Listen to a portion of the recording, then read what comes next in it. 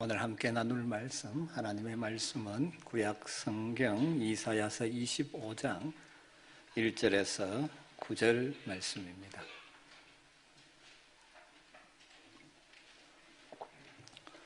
이사야서 25장 1절에서 9절 말씀입니다.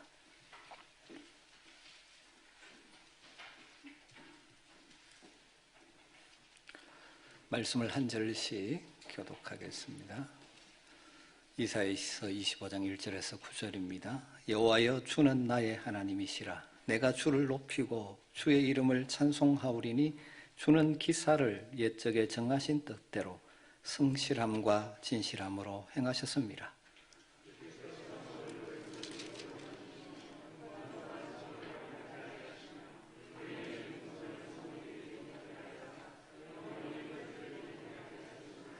강한 민족이 주를 영화롭게 하며 포악한 나라들의 성읍이 주를 경외하리이다.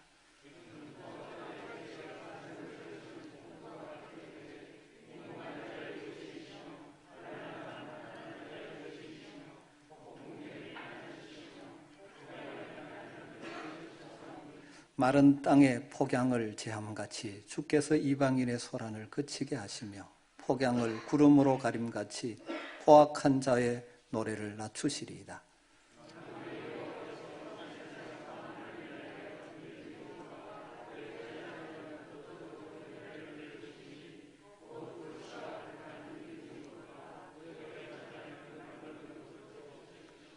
또 이 산에서 모든 민족의 얼굴을 가린 가리개와 열방 위에 덮인 덮개를 제하시며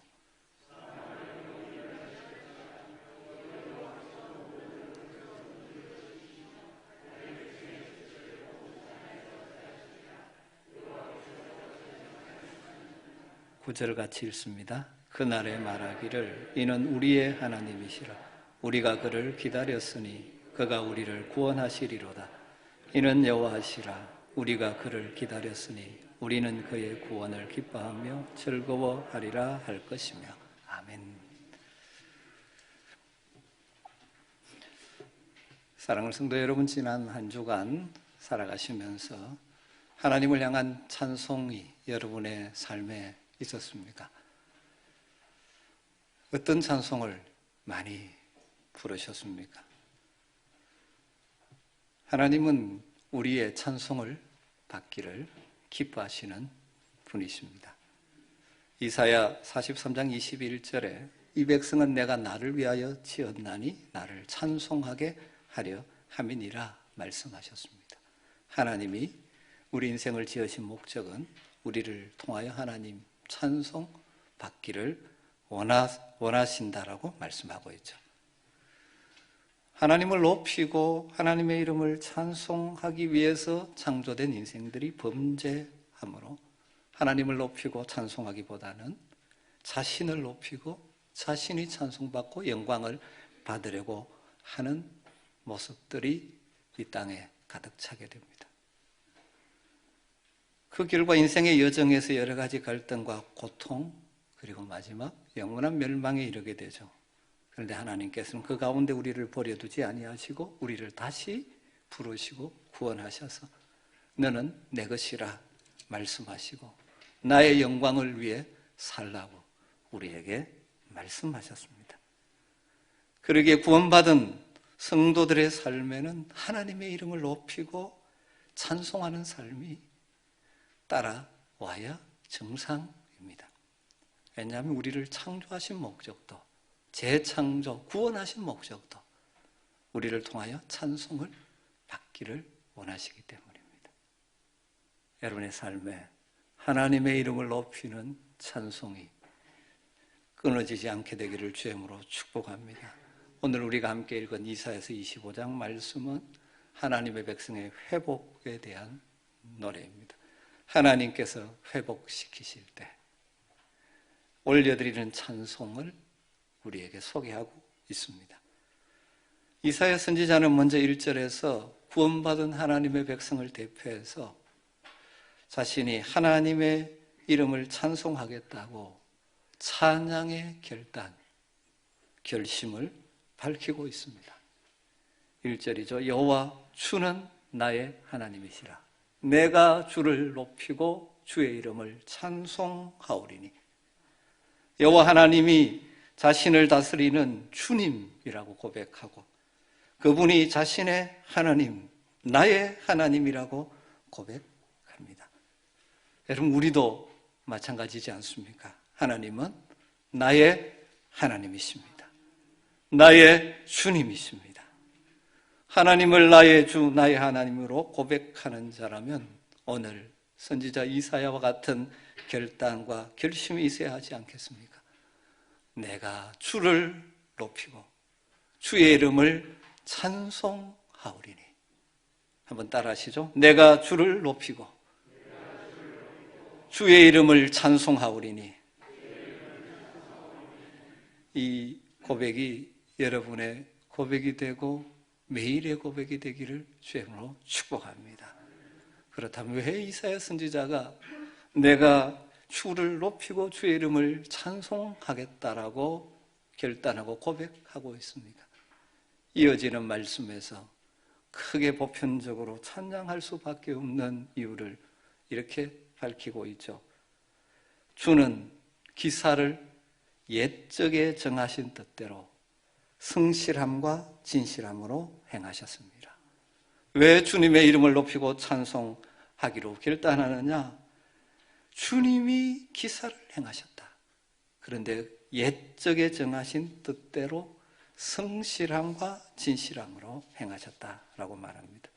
여기서 주께서 행하신 기사라는 것은 1차적으로 바로 앞장인 24장의 예언에 나오는 이스라엘 백성을 괴롭히던 권력자들, 포악하고 잔인한 군주들, 지배자들을 다 전복시키시고 그들에 의해서 압제당하던 하나님의 백성들을 구원해 내시는 하나님의 역사를 가리키는 것이죠. 이것을 오늘 새 언약 백성인 우리에게 적용하면 우리를 이끌고 멸망으로 끌고 가던 사단의 권세, 죄의 결박으로부터 우리를 자유하게 하시고 구원하게 하시는 하나님의 놀라운 은혜, 그리고 하나님의 구원받은 백성으로 이 땅을 살아가는 동안 만나는 크고 작은 문제들과 난관들과 어려움을 그 자리에서 우리를 건져내시는, 우리의 삶의 구원을 경험하게 하시는 하나님의 놀라운 역사들, 그러기에 우리는 찬양할 수밖에 없다는 것이죠. 그런데 그 하나님 놀라운 구원의 역사 기사는 어떻게 이루어진 것이라고 말합니까? 옛적에 정하신 뜻대로 이루어진 것이라는 것이죠. 하나님의 구원 역사는 갑작스럽게 이루어진 것이 아니라 오래전부터 계획하셨던 하나님의 뜻이 성취된 것이라는 것이죠. 이 말씀은 이사야 시대 이스라엘 백성들이 비록 그들이 범죄했고 그 징계로 아수르의 침공을 당하기도 하고 결국 바벨론의 포로로 끌려가서 포로 생활을 했지만 하나님의 정하신 때에 정하신 방법으로 그들을 구원하시고 회복하시고 돌아오게 하시는 것을 의미하죠. 오늘 새로운 하나님 백성 우리들에게 적용하면 그 하나님이 우리에게 행하시는 구원의 역사도 사실 마찬가지입니다.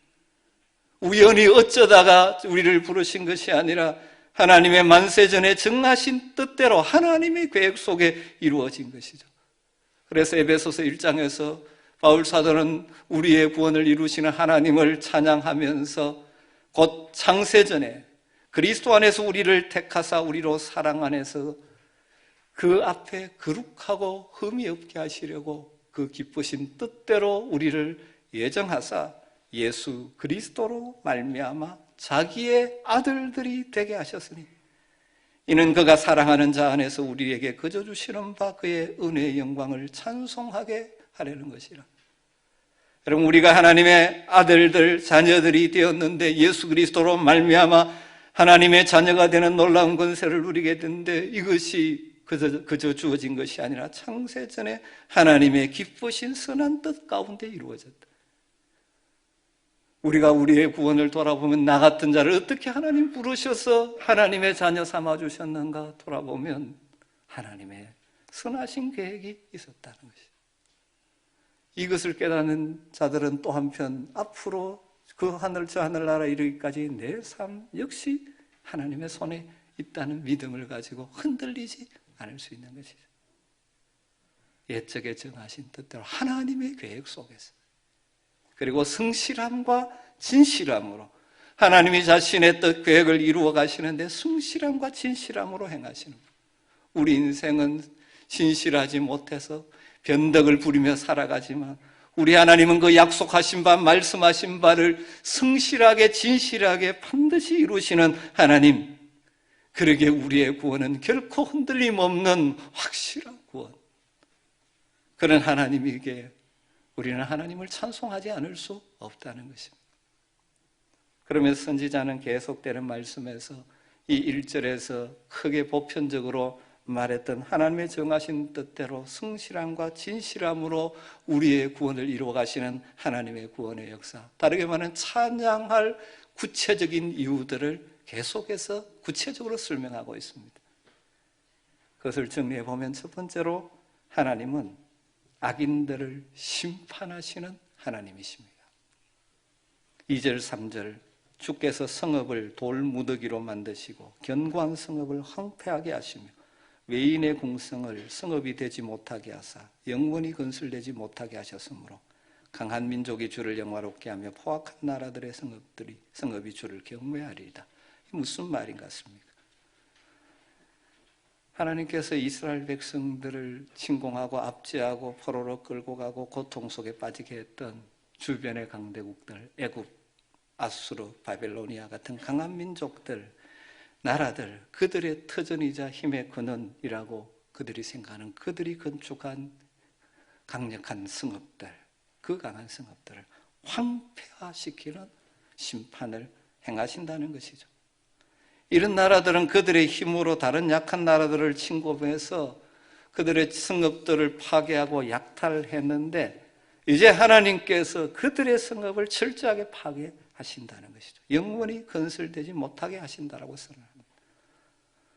여러분, 이스라엘을 침공해서 그들을 고통 속에 몰아가고 포로로 끌고 갔던 아수르 제국, 그들의 수도 아수르, 지금 말 그대로 황폐화되어 있죠. 바벨로니아 대제국 수했던 바벨론, 마찬가지로 지금은 그냥 흙더미만 남아 있는 거죠. 하나님의 백성들을 고통 속에 끌어갔던 그 악인의 세력들을 하나님께서 심판하신다라는 것입니다.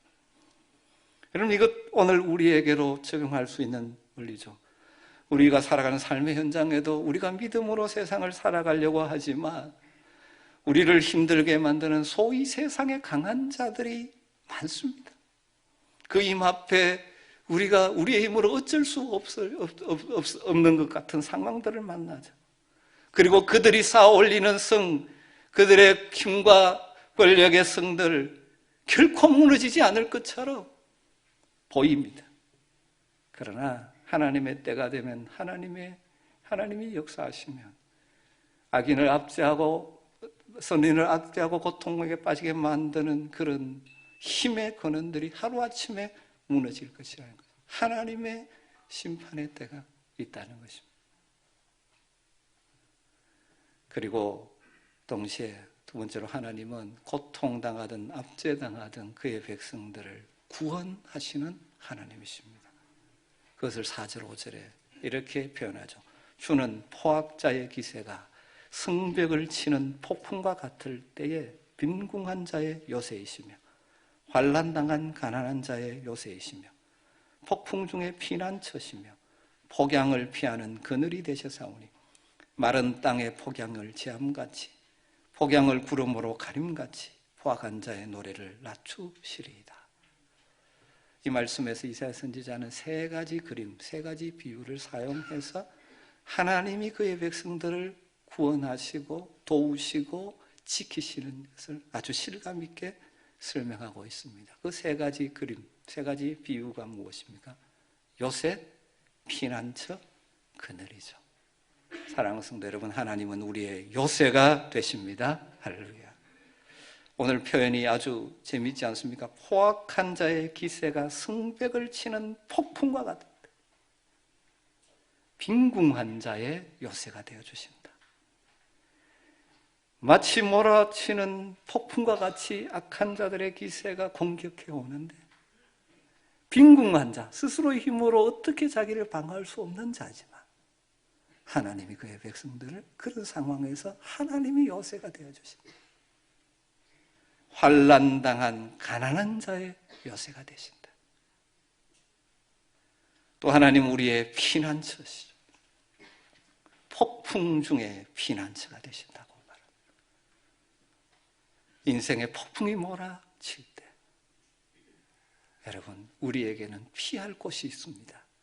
주님께로 피하십시오. 주님께서 우리의 피난처가 되어 주신다고 말씀하십니다. 또 하나님은 우리의 그늘이 되어 주신다라고 표현합니다. 우리도 뜨거운 여름에 잠시 경험하지만 뜨거운 태양 폭양이 내려질 때 그늘이 있으면 그곳에 찾아가 들어가면 얼마나 시원해집니까? 이것은 이스라엘 백성들에게는 더 실감나는 표현이죠. 광야길을 걸어가면서 뜨거운 폭양 속에 고통 가운데 있을 때 나무 그늘을 제공하시는 것처럼 인생의 폭양이 몰아쳐서 정말 가라고 답답하고 힘든 상황에 구름을 덮으시기도 하고 그늘이 되어주셔서 우리에게 쉼과 회복을 허락하시는 하나님, 폭양을 피하는 그늘이 되셨사오니 마른 땅에 폭양을 재암같이 주께서 이방인의 소란을 그치게 하시며 폭양을 구름으로 가림같이 포악한 자의 노래를 낮추시리로다. 사랑하는 성도 여러분, 우리 하나님은 신실한 하나님 백성들의 삶 가운데 신실하게 역사하시는 우리의 구원자 되시는 분이십니다. 그를 의지하고 바라고 그에게 피하는 자들에게 요새가 되어 주십니다. 피난처가 되어 주십니다. 그늘이 되어 주시는 분이십니다. 그럼 인생의 광야길을 걸어가면서 이 하나님을 기대하고 이 하나님의 은혜를 경험하며 사시기를 주님으로 축복합니다. 여러분의 인생의 어려움을 당하는 순간 어찌하겠습니까? 우리의 힘의 한계에 까칠실할 때 하나님 앞에 나와 하나님을 의지할 때 의지하는 자, 그 하나님께 피하는 자들이 되시기를 주님으로 축복합니다. 때로는 이 땅에서 고통을 당하고 힘든 상황 속에 처하지만 하나님께서 우리의 요새가 되셔서 보호해 주시기도 하시고 피난처가 되어주시고 그늘이 되어주셔서 우리의 평안과 안식과 회복을 허락해 주시는 것입니다. 이 믿음을 가지고 세상을 넉넉히 이기며 살아가는 여러분 되시기를 주님으로 축복합니다. 우리를 구원하시는 하나님, 악인을 심판하시는 하나님, 그의 백성을 고통 가운데서 건지시는 하나님, 그리고 그 하나님은 우리를 영광의 잔치에 참여하게 하실 것입니다. 이사야 선지자가 하나님의 구원을 노래하며 하나님을 찬송하겠다고 하면서 왜 그러냐? 하나님이 점차 우리를 영광의 잔치에 참여하게 하실 것이라는 기대와 소망 때문에 그런 것입니다. 하나님은 그의 백성들인 우리의 삶의 요새, 피난처, 그늘이 되어주실 뿐만 아니라 장차 우리의 구원이 완성되는 그날 그 영광의 잔치에 우리를 참여하게 하실 것입니다. 그런데 그 잔치는 풍성한 기쁨의 잔치입니다. 6절에 이렇게 표현되어 있습니다. 만군의 여호와께서 이 산에서, 여호와의 산에서 만민을 위하여 기름진 것과 오래 저장하였던 포도주로 연회 잔치를 베푸시리니 곧 골수가 가득한 기름진 것과 오래 저장하였던 맑은 포도주로 하실 것입니다. 성경은 종종 하나님의 백성이 누리는 하나님의 나라, 하나님의 통치, 다스림을 받는 삶을 잔치에 비유합니다. 이사야 선지자도 하나님이 그의 백성들을 위해서 시온산에서 풍성한 연회를 베푸신다고 말합니다. 기름진 것과 오래 저장했던 포도주, 골수가 가득한 기름진 것과 오래 저장하였던 맑은 포도주, 이 표현들은 무엇을 가리키겠습니까? 최고의 음식으로 풍성한 기쁨과 만족을 주는 잔치를 비유하는 비유적인 언어죠. 여러분, 우리 주님 이 땅에 오셔서 하나님 나라를 선포하고 하나님 나라를 우리에게 보여주시면서 자주 사용하셨던 비유 가운데 하나가 잔치의 비유죠. 또 친히 잔치에 참여하셨습니다. 포도주가 떨어져서 잔치의 기쁨이 사라졌던 가나 혼인잔치, 그곳에 함께 하시면서 물로 포도주를 만드심으로 사람들이 이전에 맛보지 못한 기쁨을 선물로 주셨죠. 그것이 우리 주님 행하신 첫 번째 표적입니다. 다르게 말하면 우리 주님이 오셔서 우리에게 선물하시는 하나님의 나라가 바로 기쁨이 풍성한 잔치의 나라라는 것을 보여주시는 것이죠. 비록 우리가 이 땅을 사는 동안은 이 영광스러운 잔치의 기쁨 풍성함을 맛을 보며 사는 것이죠. 이 맛을 보기에 우리 속에 평안이 있고 세상에 줄 수 없는 기쁨도 순간순간 맛보는 것입니다. 그리고 장차 우리는 하나님 베푸시는 그 풍성한 잔치 자리에 참여하게 될 것입니다. 여러분, 그렇기 때문에 이 땅을 때로는 부족하게 살아도, 다른 사람보다 좀 가난하게 산다 할지라도, 뭔가 모자라는 것이 많다 할지라도 낙심할 필요도 없고 부끄러워할 필요가 없습니다. 우리에게는 이 땅의 삶이 끝이 아니기 때문입니다. 주님과 영원한 잔치에 참여할 그날이 우리에게 있습니다. 그리고 그뿐만 아니라 이 땅을 살아가는 동안도 믿음으로 반응하며 살아갈 때 그 잔치의 기쁨과 풍성함을 순간순간 맛보며 살아갑니다. 우리의 믿음의 대선배 다윗의 삶이 그것이죠. 광야에서 때로는 사울의 위협에서 죽을 위기도 있고 여러 가지 어려움이 있었죠. 그래서 사망의 음침한 골짜기를 다닐 때도 있었다고 말하죠. 그 주께서 그때도 함께해 주셨다고 고백하죠. 그리고 그 다음 뭐라고 고백합니까? 주께서 내 원수의 목전에서 내게 상을 차려주시고 기름으로 내 머리에 부으셨으니 내 잔이 넘치나이다. 때로는 고난의 길, 어려움 길 걸어가기도 하지만 하나님을 신뢰하고 의지하고 하나님께 부르짖고 살아가는 다윗 인생 가운데 하나님 때로는 그 앞에 잔치상을 차려주시고 기름으로 머리를 부어주시며 그래서 내 잔이 넘칩니다라고 고백하게도 하셨던 것이죠. 사랑하는 성도 여러분의 삶에도 이런 고백이 있게 되기를 주의 이름으로 축원합니다. 풍성한 기쁨의 잔치, 그날에 그때에 하나님께서는 두 번째로 우리의 모든 슬픔을 제하여 주실 것입니다. 우리에게 영광의 잔치, 그날에 우리의 슬픔을 제하여 주십니다. 7절 말씀이죠. 또 이 산에서 모든 민족의 얼굴을 가린 가리개와 열방 위에 덮인 덮개를 제하시며, 덮개와 가리개를 제하신다고 말합니다. 덮개와 가리개를 슬픔을 표현하는 그림 언어라고 성경학자들은 많이 해석합니다.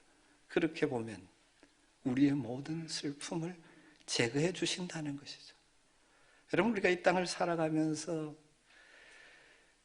우리의 한계 속에, 우리가 당하는 어려움 속에 우리가 슬퍼할 수밖에 없는 상황들을 만나지 않습니까? 그런데 하나님을 의리하는 자들의 삶, 우리 하나님이 역사하시면 우리에게 그 슬픔을 제거해 주신다. 이사야 61장 3절에 그래서 이렇게 말합니다. 무릇 시온에서 슬퍼하는 자에게 화관을 주어 그 죄를 대신하며 기쁨의 기름으로 그 슬픔을 대신하며 찬송의 옷으로 그 근심을 대신하시고 그들이 의의 나무 곧 여호와께서 심으신 그 영광을 나타낼 자라 일컬음을 받게 하려 하십니다. 하나님이 역사하실 때 어떻게 한다고요? 슬픔 대신에 기쁨을, 근심 대신에 찬송의 옷을 입혀주신다고 말씀하고 있습니다. 우리가 이런저런 일들로 슬퍼할 수밖에 없는 인생길, 그러나 우리 하나님은 그 가운데 역사하셔서 우리의 슬픔을 제거해 주시죠. 이 땅에서는 온전히 이것이 사라지지는 않지만 그 영광의 자리에서 더 이상 슬픔이 없는 기쁨의 날을 허락해 주실 것입니다. 그리고 그때에 세 번째로 하나님은 사망을 없애버리신다고 말합니다. 8절, 사망을 영원히 멸하실 것이라. 하나님께서 그 산의 잔치에서 사망을 영원히 멸하실 것입니다. 이것은 단순히 죽지 않는다는 말이 아닙니다. 여러분, 우리의 삶의 어두움, 살아있으나 죽은 것과 마찬가지인 순간들과 시간들, 그것을 하나님께서 고치시고 변화시키신다는 것을 의미합니다. 어둡고 침울한 우리의 얼굴들, 우울하고 절망적인 우리의 얼굴에 참된 행복과 기쁨이 넘쳐 흐르게 하신다는 의미일 것입니다. 우리를 죽음으로 몰아가는 모든 일로부터 자유하게 해방되게 해주실 것입니다. 사탄이 우리를 공격하는 최대의 무기가 사망이죠. 죽음으로 위협합니다. 그러나 그것이 더 이상 위협이 되지 않죠. 믿음 안에서 부활의 소망을 가진 자들이 고린도전서 15장에 뭐라고 고백합니까? 사망아 너의 소원은 것이 어디 있느냐? 그날의 사망을 멸하실 것이라고 말합니다. 그리고 그때에 하나님은 우리의 눈물을 닦아주시고 수치를 제거해 주실 것입니다. 8절에 뒤에 이렇게 말합니다. 주 여호와께서 모든 얼굴에서 눈물을 씻기시며 자기 백성의 수치를 온 천하에서 제하시리라. 여호와께서 이같이 말씀하셨나니라. 그날에 주님이 우리를 위해 베푸시는 잔치, 그날 하나님께서는 우리의 얼굴에서 눈물을 닦아 주신다고 말합니다. 우리가 이 땅을 살아가면서 눈물 흘릴 일이 얼마나 많이 있습니까? 여러분, 이 가운데도 지금도 눈물을 흘리는 분이 있을지 모르죠. 그러나 주님을 바라보며 의지하며 주님께 피하는 자들의 눈에서 눈물을 닦아 주실 것입니다. 여러분, 이 약속 속에는 하나님이 우리의 사정을 아시고 우리의 아픔을 이해하시며 같이 아파하신다는 것이 내포되어 있지 않습니다. 우리의 마음을 아십니다. 말씀대로 살다가 믿음으로 살기 위해서 힘쓰지만 당하는 어려움과 괴로움, 힘든 상황 속에서 그래서 우리가 흘리는 눈물을 우리 주님 알고 계십니다.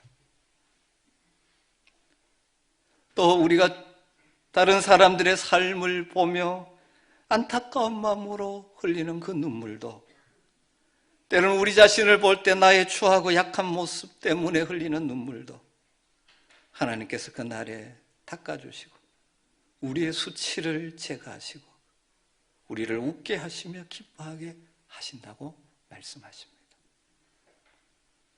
사도 요한이 요한계시록에서 장차 주님 다시 오셔서 새하늘과 새 땅을 우리에게 선물로 주실 때를 이렇게 묘사합니다. 요한계시록 21장 3절 4절을 보면 내가 들으니 보좌에서 큰 음성이 나서 이르되 보라 하나님의 장막이 사람들과 함께 있음에 하나님이 그들과 함께 계시리니 그들은 하나님의 백성이 되고 하나님은 친히 그들과 함께 계셔서 모든 눈물을 그 눈에서 닦아주시니 모든 눈물을 그 눈에서 닦아주시니 다시는 사망이 없고 애통하는 것이나 고가는 것이나 아픈 것이 다시 있지 아니하리니 첫 것들이 다 지나갔음이로다. 마지막 우리의 완성된 하나님의 나라 우리 주님 우리의 눈물을 닦아주시고 우리에게 기쁨의 잔치 풍성한 잔치를 베풀어 주시는 하나님 그때 우리의 슬픔을 제거하시고 사망을 멸하시고 우리의 눈물과 수치를 제거해 주시는 하나님의 놀라운 구원의 잔치가 우리에게 약속되어 있습니다. 이 소망이 여러분에게 더 분명하기를 주의 이름으로 축복합니다. 그리고 그 소망을 기대하며 살아가는 자들은 이 땅에서도 완벽하지는 않지만 순간순간 이 은혜를 맛보죠. 슬픔 가운데서 그 슬픔을 뛰어넘는 하늘의 기쁨을 누리게 해주시기도 하죠. 눈물 흘리고 있는 우리들을 찾아오셔서 그래 내가 너를 안다. 내가 너와 함께 하겠다. 내가 다시 너를 붙들어 일으키겠다 하시면서 우리의 눈에 눈물을 닦아주시기도 하시죠. 사랑하는 성도 여러분, 이런 하나님의 구원의 은혜를 순간순간 맛보며 경험하며 사시는 여러분 되시기를 주의 이름으로 축복합니다. 마지막 결론적으로 누가 이런 복을 누가 누릴 수 있습니까? 이어지는 구절에 이렇게 말씀하고 있습니다. 그날에 말하기를 이는 우리의 하나님이시라. 우리가 그를 기다렸으니 그가 우리를 구원하시리로다. 이는 여호와시라. 우리가 그를 기다렸으니 우리는 그의 구원을 기뻐하며 즐거워하리라. 두 번이나 같은 내용을 조금씩 바꾸어서 반복하고 있습니다. 우리의 하나님이시라, 여호와시라. 그리고 뒤에는 그가 우리를 구원하시리로다. 우리는 그의 구원을 기뻐하며 즐거워하리로다. 그렇게 말하면서 중간에 반복되는 같은 말씀이죠. 우리가 그를 기다렸으니, 우리가 그를 기다렸으니. 누가 이 구원의 즐거움을 맛보게 됩니까? 하나님을 바라고 기대하고 기다리는 자들. 구원을 경험할 것입니다. 이 구원의 다양한 은총들을 경험할 것입니다. 슬픔이 변하여 기쁨이 되는 은혜를 맛볼 것입니다. 눈에 눈물을 닦아주시는 주님의 위로를 맛볼 것입니다. 누가? 기다리며 기대하며 기도하는 사람들이죠. 우리는 여전히 부족하지만, 여전히 연약함을 입고 살지만, 우리가 하나님을 기다리고 기대하고 구할 때 하나님 베푸시는 구원을 경험하고 기뻐하게 될 것입니다. 그리고 마지막 그 영광의 구원의 잔치에 참여하게 될 것입니다. 하나님은 우리의 하나님이십니다. 우리의 인생을 주관하시는 주님이십니다. 그 하나님이 우리를 구원하시는 구원자이십니다. 우리의 삶의 요새도 되시고 피난처도 되시고 그늘도 되어주시는 분이십니다. 그리고 우리를 위하여 영광의 기쁨의 잔치를 준비하고 계시는 분이십니다. 그리고 그것을 맛보며 살게 하시는 분이십니다. 우리의 할 일은 무엇입니까? 그 하나님을 신뢰하고 그 하나님의 구원을 기대하고 그 하나님의 구원을 기다리며 기도하며 살아가는 것입니다. 날마다 하나님을 바라보십시다. 하나님의 구원을 기대하며 기다리며 살아가십시다. 내 삶에 역사하시기를 부르짖으며 살아가십시다. 그래서 우리에게 행하시는 삶의 구원들을 경험하시고 장차 영광의 날에 들어갈 소망 가운데 우리의 입술에 우리의 마음에 구원의 주님을 찬양하고 주의 이름을 높여드리는 삶이 계속되기를 간절히 주의 이름으로 축원합니다.